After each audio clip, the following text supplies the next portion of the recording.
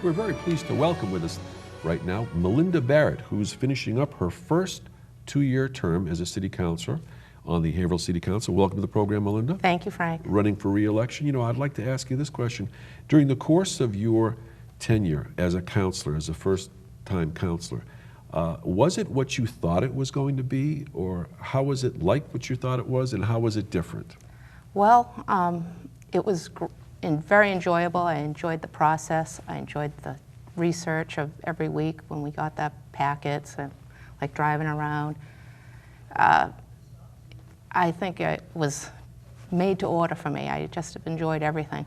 Like people coming in, trying to help them solve little issues, or big issues, neighborhood issues. It's been phenomenal. What do you think the biggest confrontation or biggest thing confronting the city of Haverhill is right now that people have to pay attention to, that is on the horizon for the city council and for the administration to go ahead and deal with? What do you think that is? Well, there are many issues. You know, we have a drug epidemic with the heroin issue. Mm-hmm. And I'm on the Mayor's Hope Task Force trying to educate and prevent. You know, it seems overwhelming, and it's not just Haverhill, that's everywhere. You know, we have infrastructure issues that we're dealing with all through the city. We have the CSO, the combined sewer water overflow. Okay. That will be a substantial hit coming up for us because the EPA is going to force every city on the Merrimack to comply with their mandates.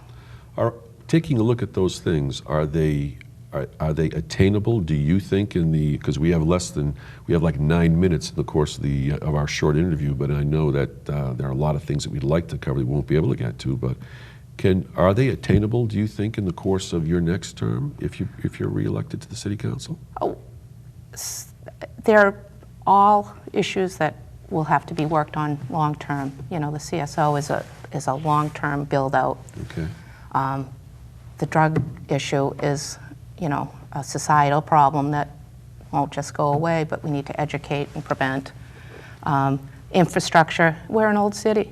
Everything is pretty old. We have one of the oldest water systems and oldest sewer systems in the country. Those things will take a long time to fix. I know that They're one not of the easy things, problems. You're right.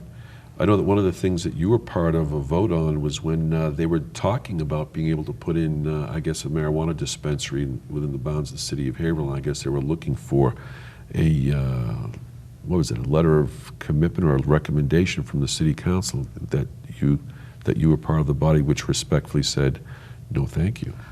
Well, we said no, thank you. The mayor could have, you know, sent that letter, Mm-hmm. and that issue had a lot of baggage with it. That particular company had a lot of issues prior to my being on the council, right. And then when I was on the council. And you know, maybe a different company if they come in, and who knows what will happen with the there's going to be an election. Yep. It could be legalized, and it could have been taken out of our hands. But I think that the council did what they were supposed to do. We found a zoning site for it that I think is the best site Mm-hmm. possible. We were mandated to pick a zone, and we did. The original zone, Hale Street, Yeah. I don't think that was the right place for it. Where we've chosen, I think, you know, best of both worlds, it's the best choice. What do you think you'd like to point to as an accomplishment that you were a part of during the course of your tenure in the city council most recently? This is another issue that it's not solved, but I was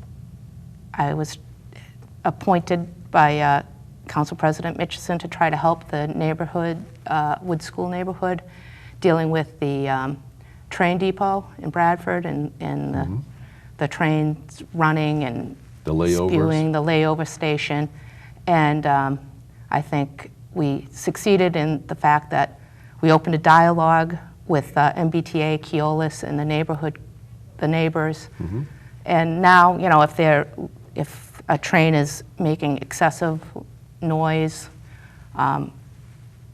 there's a point person in the neighborhood who will call or send an email to somebody at the MBTA, and they'll actually move them if they don't shut them down, which is a great relief for the neighborhood, although it's not perfect. And, you know, in a perfect world, that layover station wouldn't be there. And, but trying to move it will be a long-term issue. What do you think, what is on the horizon for a goal that you'd like to go ahead and meet, that you'd like to push forward, that would be an initiative coming from you, do you think? Well, I'd like to expand maybe the economic development department so we could increase our business tax base. You know, we need jobs for our citizens. We need an increased tax base to pay for all these mandates that are unfunded by both the state and the federal government. You know, so when you take a look at are there any votes that you think you've taken, and this is in, you know, as they say, hindsight's always 20/20. If I had it to do over again, I might do this a little bit differently. Are there any votes that you think back on that you've taken that maybe you would have reconsidered or gone a different way? Nothing that pops into my head. I'm sure there must be one, but I can't think of one off the top of my head that I was like, oh, darn. I wish I'd done that differently. When it comes to business and a tax base, you and your family have quite a history with the city of Haverhill, and that in the particular location where you happen to have your restaurant shop. You also that was also in the adjacent location, or part of where you are right now, was also, everybody will understand and recognize in history, and even from the old pictures, the archive pictures in Haverhill, it was Barrett's men's store. Yes, You know? and if I can stay in business another 2 years, my family will have been in business 100 years in the city of Haverhill. Really? Yeah, my grandfather opened the men's store in 1917. Well, So, talk about, although the business has changed.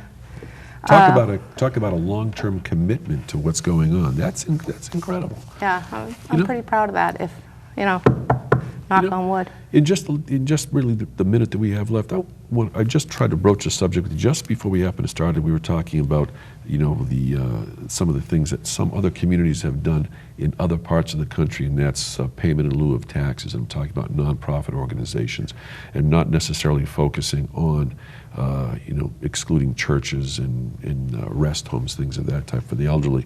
But do you think, I mean, I think it's a voluntary situation, is it not? But if people are looking to increase their tax base, or looking to have money for programs like the $22,000, I think the mayor and Chief Denaro, Director of Public Safety, looking to get in grant monies for the Narcan to help people that have overdosed on heroin to try to save their lives.